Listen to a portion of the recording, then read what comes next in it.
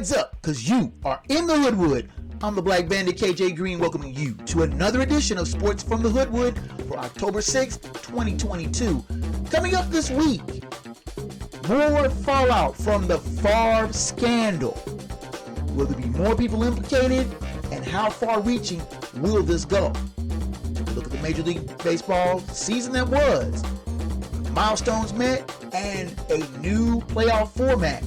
Sprint to the finish and a sprint to the divisional series. We'll have the Hoodwood Hot 5, Head Slap, and Phat Dap. It's reversed this week, and I'll tell you why. All that NFL Week 5 preview, I finally did decent this week. See if we can keep that streak going, and the final word from the Wood. All coming at you this week.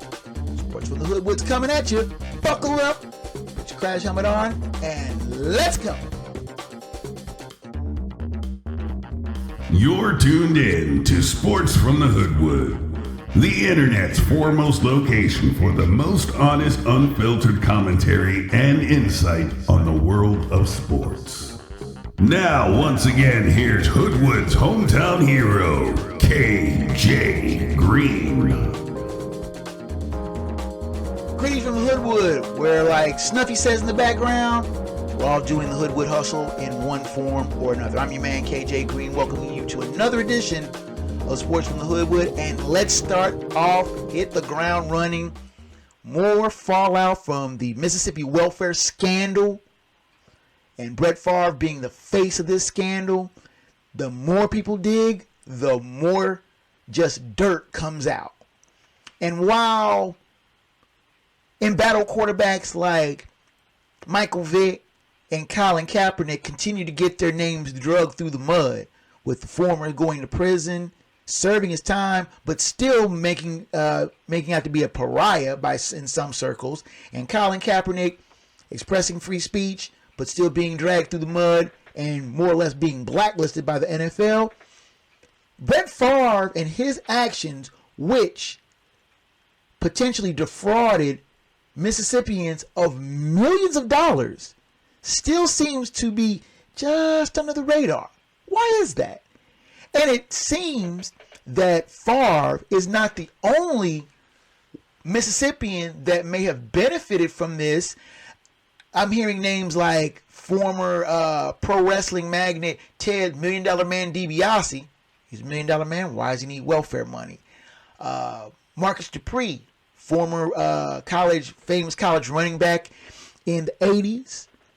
Mississippian himself, Canadian football linebacker Paul Lacoste, getting $1.3 million to conduct 3 quote-unquote fitness boot camps in Mississippi. All of these people have been accused of getting money that was diverted from welfare funds to do either things that they didn't do, or to quietly put it to pet projects. The case of Favre, money going to his alma mater's building of a volleyball arena, something that would directly benefit one of his children. Again, why is that? When you have former Governor Phil Bryant and direct text messages that have went between Favre and other Mississippi officials, knowing that these actions were illegal. Now you say knowing that they were illegal? Time and time again. And there are text messages that are proving this, that Favre asked questions about the legality of these actions, or if the paper trail would come back to him, or if it could be covered up. If these allegations are proven to be correct and truthful, would irreparably harm not only people's careers, not only people's reputations, but then cast serious doubt of why this money was sent and why it was diverted. Questions need to be asked, first and foremost. And the thing is this: current Governor Tate Reeves was sending money, federal money, back to the federal government, saying that it wasn't needed. This is money that was being sent to help the poorest families in Mississippi, who the state of Mississippi is in the union regarded as one of the poorest states financially. But these people are being told, pull yourself by your bootstraps, get more education, do more work, when the things that are meant to help them along in that endeavor are being diverted to other sources, to other people who really don't need it. You're telling me Brett Favre needed millions of dollars? The man made over $100 million in his career, and he still has various commercial endeavors still going on. You telling me he needed that money? No. What it turns out is some of these people are using money that was supposed to be used for one purpose as a personal piggy bank, as a personal ATM. That in itself is wrong. But then, knowing it was wrong, asking questions, is this legal? Can this be covered up? Not only knowing it was wrong, but trying to cover up said actions, should be prosecuted to the fullest extent of the law without delay. Let's shift gears and take a look at Major League Baseball with the 2022 season hitting the finish line. A rather eventful, historic season, as most of them are. Miguel Cabrera crossing the 3,000 hit plateau. Albert Pujols crossing the 700 home run plateau. And of course, Aaron Judge hitting his 62nd home run, which breaks the long-standing American League home run record, which was held by Roger Maris. Now, his son, Roger Maris Jr., came out saying that he thought that Aaron Judge's home run record should be the Major League home run record that stands all the way around. Unfortunately, for his opinion, it really doesn't matter because Judge's 62 home runs would be the American League record, and that's it.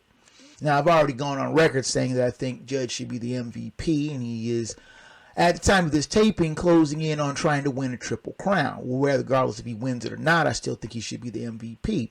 But the 62 home runs in itself is a worthy American League record and should be noted with all the fanfare, pomp, and circumstances of anyone breaking any kind of record. But it's not the Major League record. Whether you like Barry Bonds or not, his 73 home runs, and people say, well, that was done under suspicion of steroids. Suspicion. Not actual, he was convicted of taking steroids. Yes, I know he bulked up. Yes, I know he looked like Pumpkinhead for a while, especially in the 2001 season. But until someone brings up a legitimate, credible, failed drug test, you can only rumorize and speculate.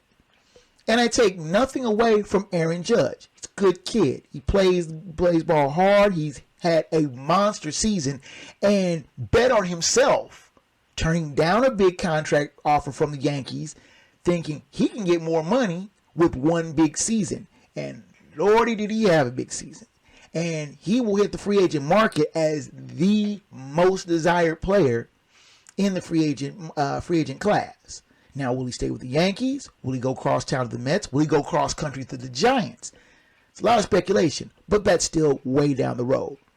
Now, let's take a look at the Major League Baseball playoffs, which will start on Friday. Now, the Major League Baseball playoffs expanded from 10 to 12 teams. So the top two teams in each league get a first round bye to the divisional series. So the team could realistically have to win 4 series to win it all. If they're coming out of the wild card round, they have to win a best of 3. Now, all 3 of the games are going to be at one venue. Now, Toronto, in an American League, Toronto is hosting Seattle and Cleveland is hosting Tampa in the first round. These are best of 3s, with the American Leagues being at Toronto and Cleveland. Now, the winners of those series, whoever wins best 2 out of the possible 3, goes on to the divisional series where the Yankees and the Astros wait. The Astros are the number 1 seed in the American League.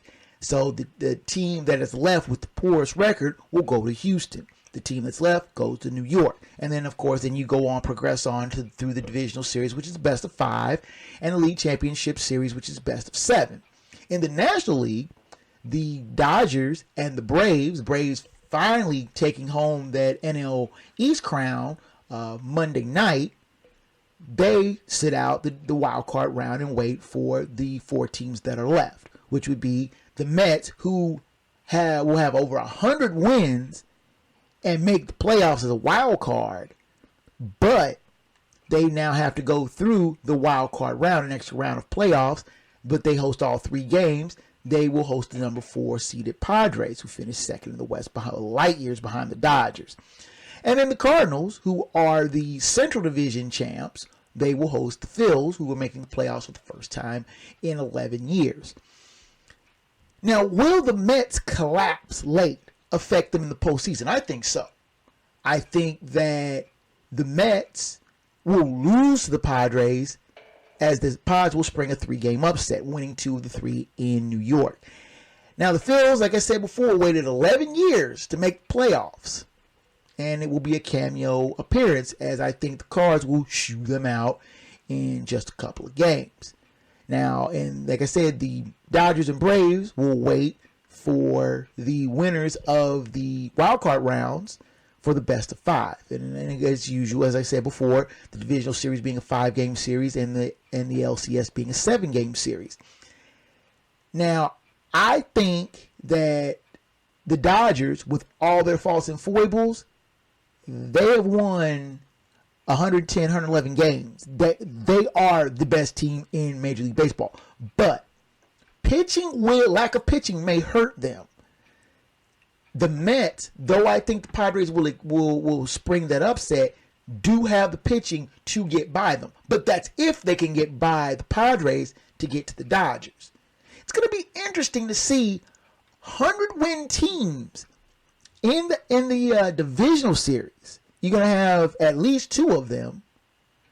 And you had 3 teams in the NL win 100. And you had 2 teams in the AL win 100. And the Yankees are on top of winning 100 themselves. It's going to be an interesting sprint to the World Series. That's why I love October. Playoff baseball. The wildcard round will start on Friday. And while we won't preview the divisional series, which will start on Tuesday, taping being usually once a week, we'll come out in the middle of the divisional series, and we will take a look at the league championship series if we can get time with that. Let's take a time out here, and we will come back with NFL Week 5 previews, and I had a much better week 4. See if we can build on that and keep it rolling. Sports from the Hood will continue after this.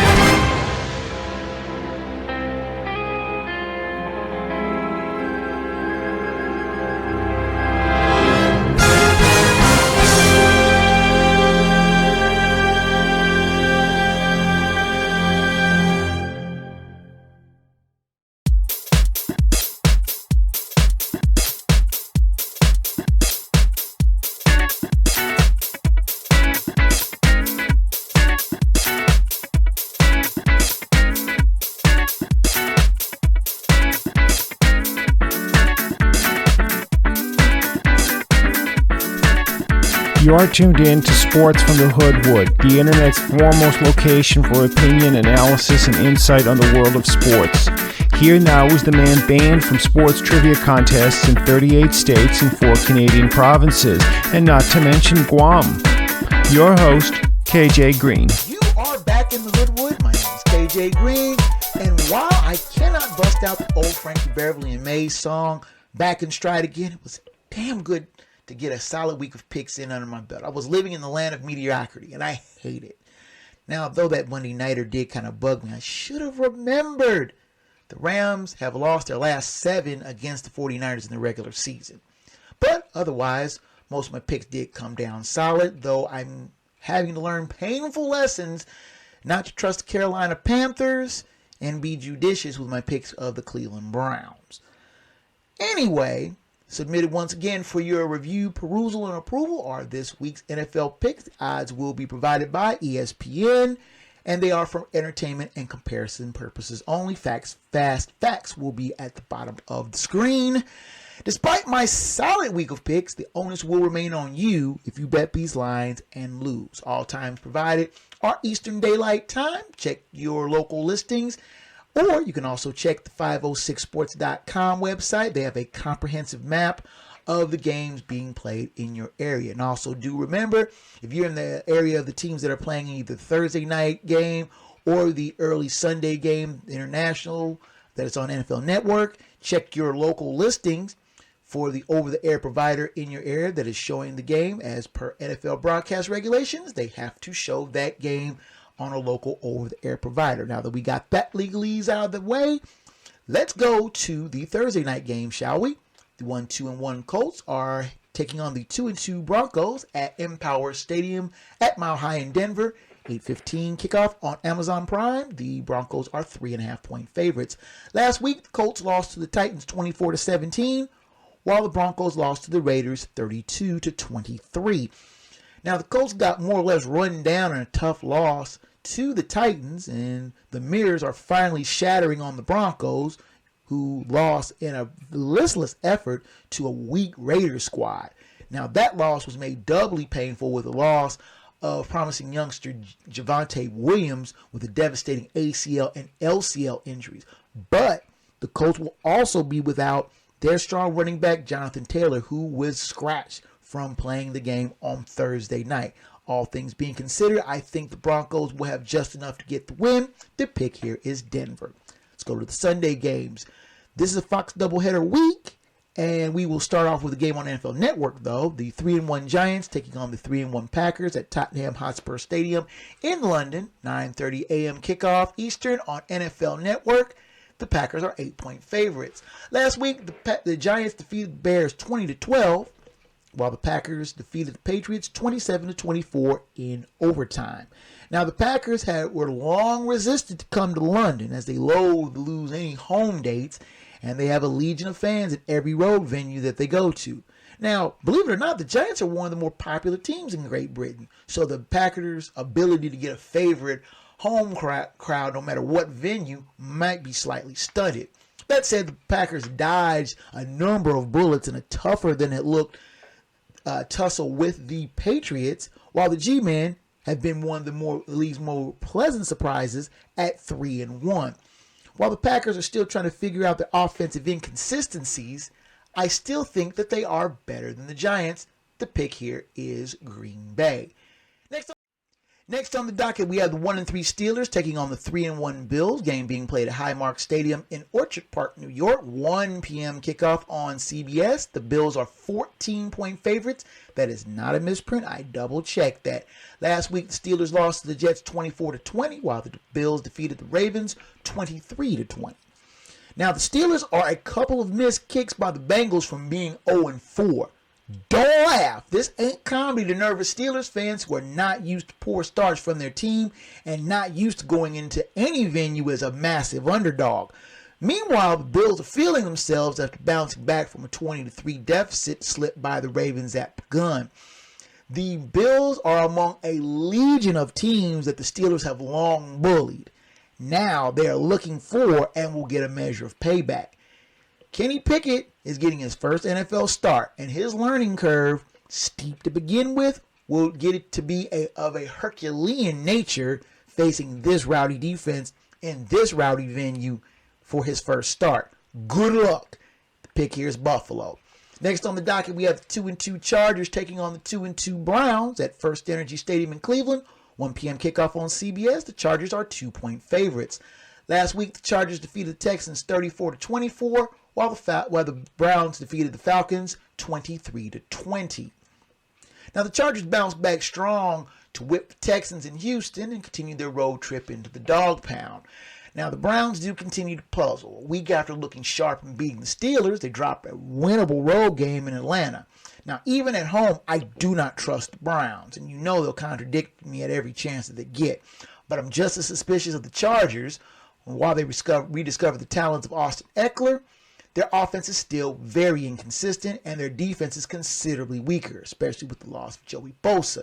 I hate picking West Coast teams playing early games, but the Browns' inconsistent play makes me double check that whole thought and theory.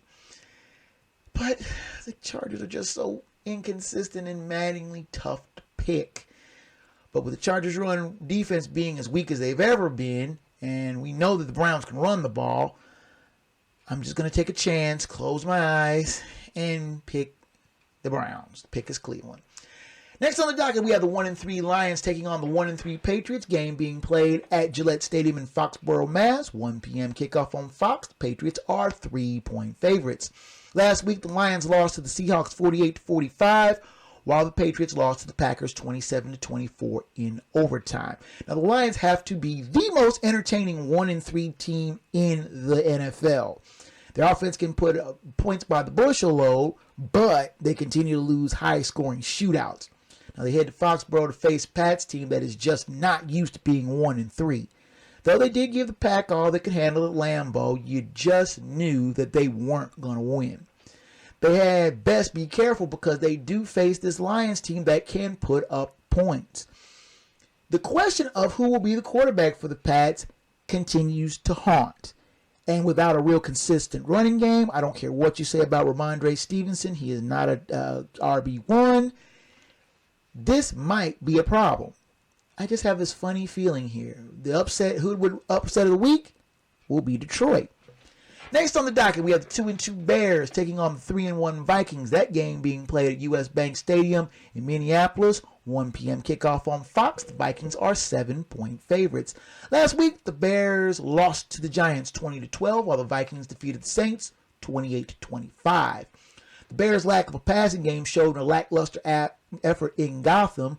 Meanwhile, the Vikings' inconsistent offense themselves nearly gave away a game, but they got a double doink dodge to get the win in London. The Bears are going to run, and everybody knows it.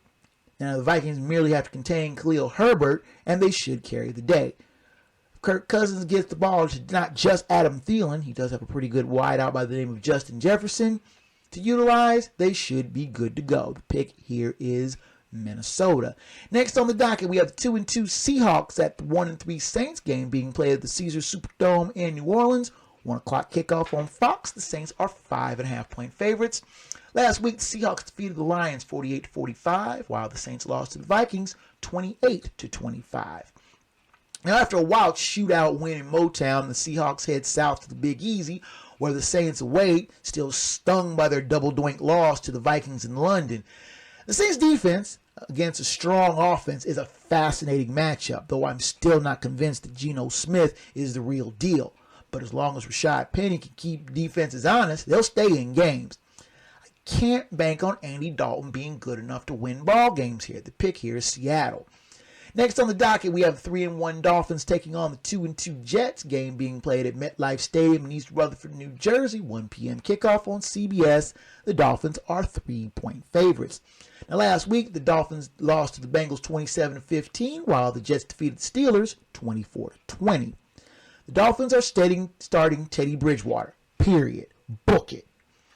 That frightening scene in Cincinnati Thursday after the head and neck injury to Tua Tagovailoa has gotten firings of medical personnel of the Dolphins and drawn the ire of many sports pundits and fans alike. The Jets are a hard team to figure out, to be honest. They play like crap at home and can't win, then fall behind massively on the road and figure out a way to get the dub. I'm not feeling really good on banking on the Jets even at home. I think the Dolphins, while fragile, can muster up just enough for an offense to get a bounce-back win.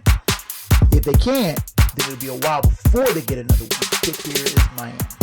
Take a time out. Come back with the rest of the early games on the NFL Week 5 docket, as well as the late games, Sunday and Monday night games. Sports from the Hood coming back at you after this.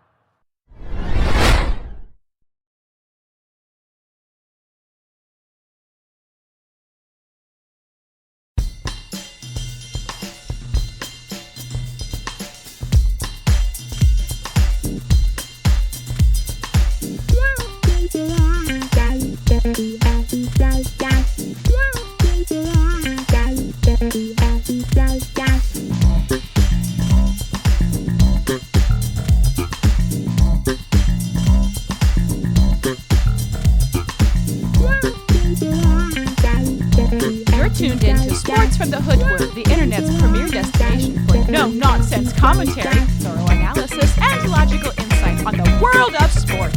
Now here's the man that Wikipedia and Google call for sports fact check, your host, KJ Green. You are back in the Hoodwood, and we will continue on with the early games, as well as the late games on the docket, and the Sunday and Monday night games. Next on the docket, we have the 2-2 Falcons at the 2-2 Buccaneers, game being played at Raymond James Stadium in Tampa. 1 p.m. kickoff on Fox. The Buccaneers are 8-point favorites. Last week, the Falcons defeated the Browns 23-20, while the Buccaneers lost to the Chiefs 41-31. Now, you would think that it's the Falcons, not the Bucs. They're coming in off an unexpected win. The Falcons grinded out a home win, while the Bucs turned over the opening kickoff and had to play the game from behind pretty much the entire way. Now I'm seeing a real bounce back from the Bucs, who will pick on a suspect Falcons secondary for good numbers and a badly needed win. The pick here is Tampa Bay. Next on the docket, we have the 2-2 Titans at the 1-3 Commanders, game being played at FedEx Field in Landover, Maryland. 1 p.m. kickoff on CBS. The Titans are 2.5-point favorites. Last week, the Titans defeated the Colts 24-17.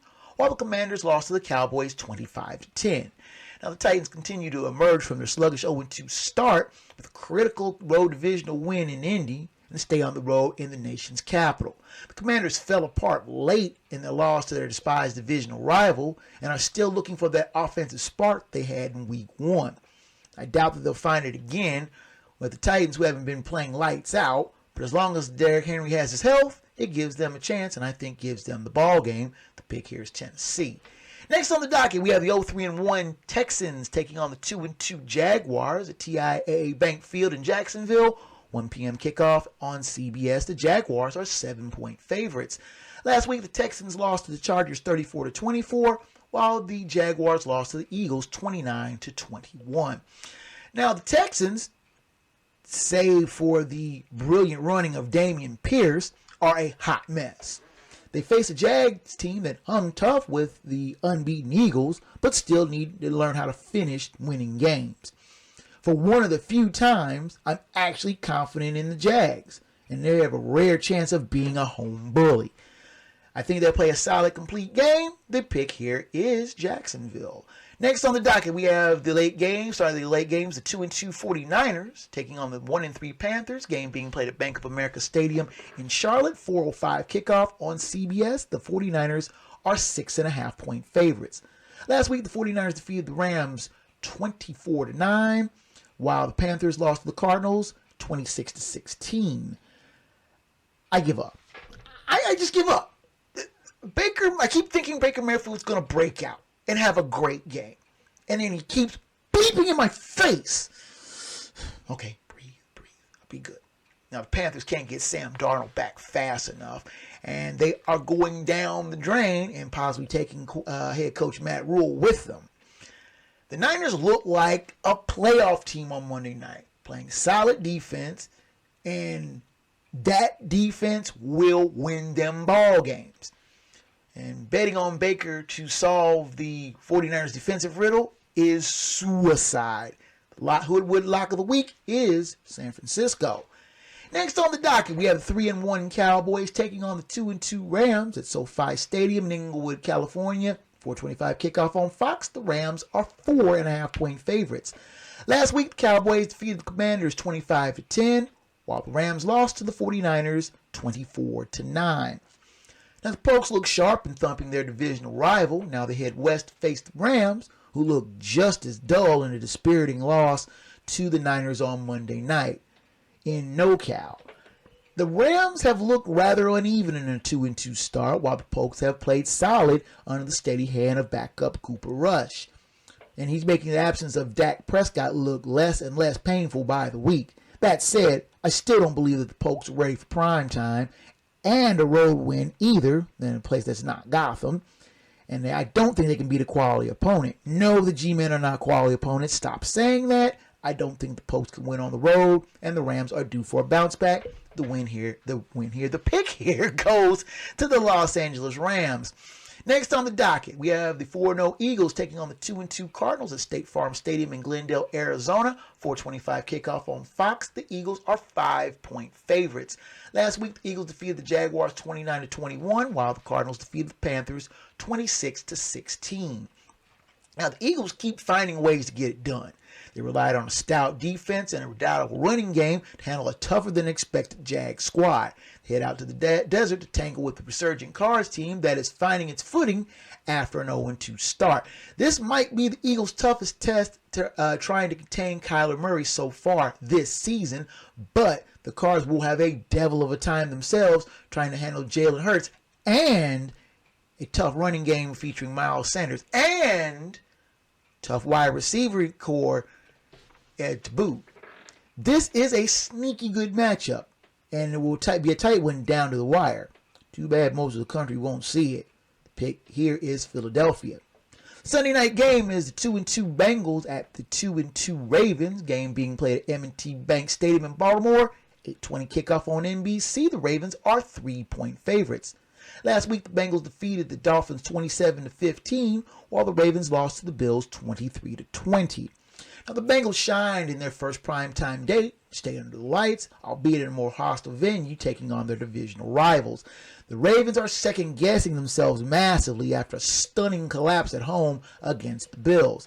Now, the Bengals still have their issues, but as long as they keep Joe Burrow upright, they can continue to strafe defenses, especially a suspect secondary like the Ravens, who give up late scores at a frightening pace.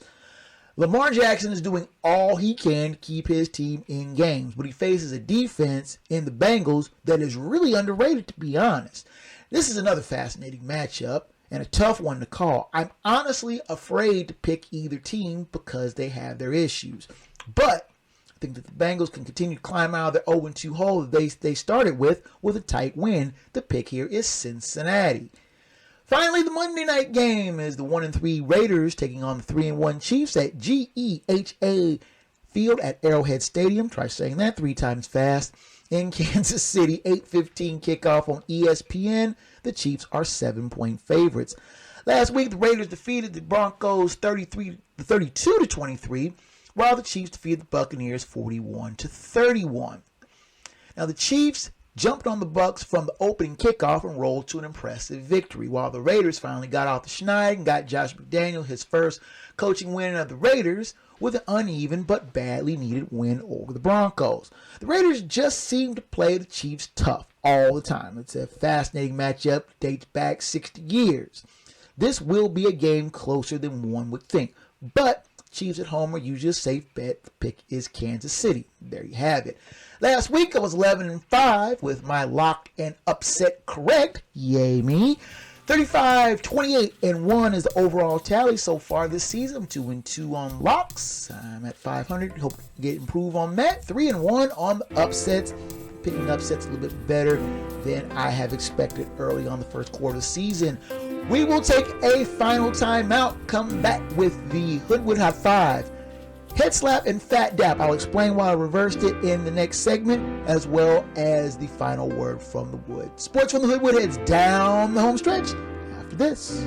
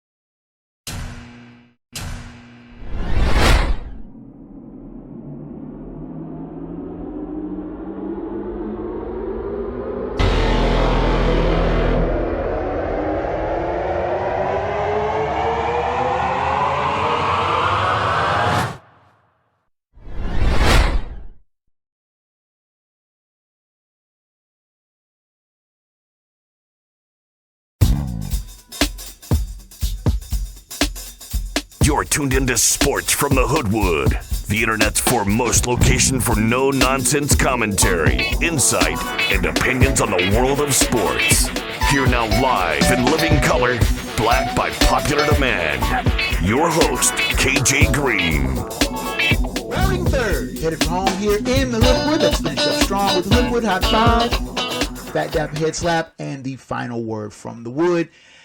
Leading off with the Hoodwood Hot 5, a bit of a shake-up in the standings and the rankings here in the Hoodwood. Our number 5 team's going to be Michigan. They, I don't want to say struggled with Iowa, but playing a conference foe was a lot different than playing Colorado State, Hawaii, and Connecticut and rolling up 50 points on them. They did score 27 on the road in a grinding win against Iowa. Let's see if they can continue their undefeated streak. At number 4, we have the Clemson Tigers. I was hoping that NC State was going to be able to knock off the Tigers in Death Valley. They were unable to do so. Clemson continues to win. They continue to be on top of ACC, and they are number 4 in our Hoodwood Hot 5. At number 3, now here's where the shakeup starts, is Georgia. You go, how did Georgia fall from 1, 2 to 3 and they haven't lost? I'm glad you asked. Georgia struggled with Kent State at home. Georgia should never struggle with a MAC team, especially a middling one like Kent State that you paid a whole bunch of money to blow their backs out. The next week, they start conference play and go to Mizzou. Missouri. Really? You struggle with Missouri? Now, Kirby Smart said all the right things, saying that, anytime you go on the road in the SEC, it's a tough venue, blah, blah, blah. Missouri, the Tigers, parried with the Bulldogs for the better part of 3.5 quarters before Georgia finally pulled out a 4-point win. Georgia's better than that. I punished them by pushing them down to the number 3 slot. In the number 2 slot, we have Crimson Tide.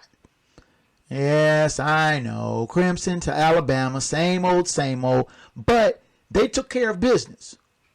winning against a good Arkansas team at Fayetteville. I'll give them their props. They've pushed back up to the number 2 spot. Number 1, The Ohio State University. Say what you want about the Buckeyes. Say that they are businesslike. Say that they have no real flash, even though C.J. Stroud is a absolutely awesome quarterback. But right now, the best team in the country is in Columbus. Ryan Day has an absolutely fabulous squad.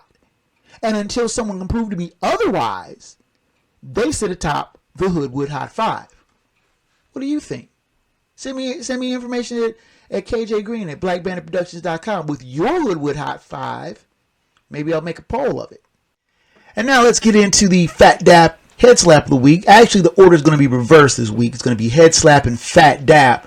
And once we get into the topics, you will understand why. The Head Slap of the week goes to River Valley High School in Yuba City, California, with the Yuba City Unified School District announcing that team is going to be forfeiting the rest of their season after video surfaced showing players on that team staging a reenactment of a slave auction with 3 players of color, standing against a wall in their underwear and with money amounts being shouted as a mock auction.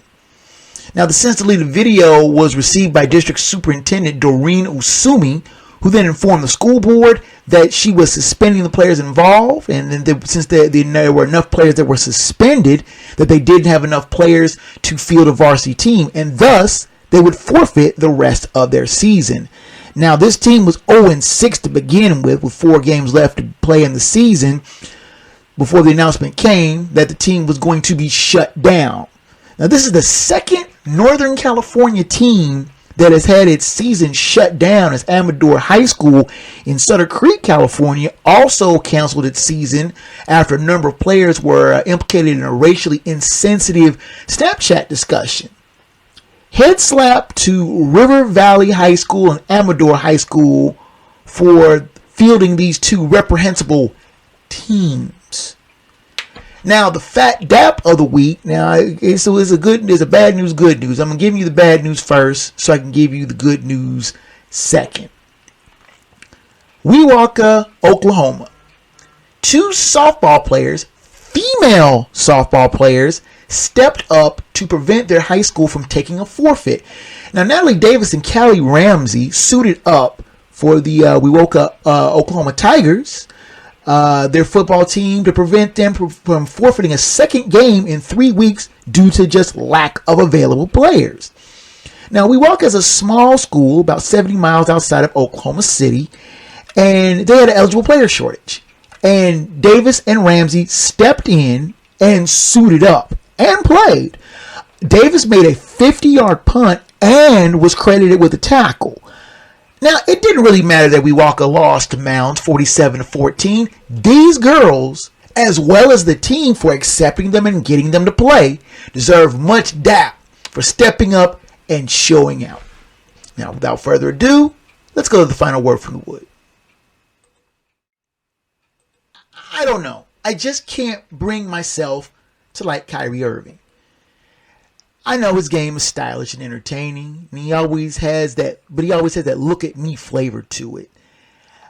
I wanted to like the whole Uncle Drew character. I thought it was an interesting take, but it just kept coming off just as fake and false.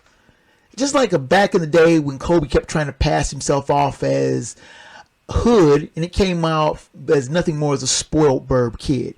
I liked it better when Kobe delved himself into this kind of reclusive, mysterious figure who just was trying to ball out, Mamba style. Now, Kyrie had only played a half a season at Duke, and he was good enough to get designated as a top draft choice in the NBA by the Cleveland Cavaliers in 2011. He slogged along there until LeBron returned, and then he won a chip 2 years later. Not satisfied with being the strong sidekick to LeBron, a year after winning the chip, he forced his way out of Cleveland, forcing a trade to Boston, where there he quickly wore out his welcome with inconsistent play, standoffish attitude, and worst of all, playoff failure. Now, in Brooklyn, Kyrie has battled injuries and, of course, refused to be vaccinated and has only played 29 games in the 22 season. Overall, Kyrie has only played a grand total of 103 games in a Nets jersey in 3 seasons. Now, Kyrie's playing status isn't really the focus of this final word. Instead, it's choice to post a clip from 20 years ago from the now disgraced and discredited Alex Jones of InfoWars, and the conspiracy is the focus here. Now, basketball legend and elder statesman Kareem Abdul-Jabbar had sharp and pointed criticism of Irving, openly calling him a comical buffoon, or saying he would be regarded as such if it wasn't for his influence. Kareem said on his Substack post, and I quote here, "When I look at some of the athletes who have used their status to actually improve society, Colin Kaepernick, LeBron James, Muhammad Ali, Bill Russell, Billie Jean King, Arthur Ashe, and more, it becomes clear how much Irving has tarnished the reputation of all athletes who strive to be seen as more than dumb jocks." And Kareem was right. Kyrie comes off as a dumb, uninformed jock. Now, Irving tries to come off as counterculture, a different thinker, that one that quote-unquote thinks for himself. Now, while his enrollment in the Standing Rock Sioux tribe, his late mother was part Sioux, is intriguing, but things like this whole conspiracy thing, being a flat earther, and being in a national Zoom call when he was on a supposed leave of absence, espousing wild conspiracy theories about COVID and the Kennedy assassination due to a banking cartel, goes to more making him looking like the buffoon that Kareem says he is. Kyrie Irving tries to paint himself as a different cat. But it's things like this that make him look silly, make him look stupid, foolish. And his play on the court furthers that notion. Kyrie Irving, I keep wanting to ask, why, bruh? Why you gotta be like that? And that is the final word from the wood.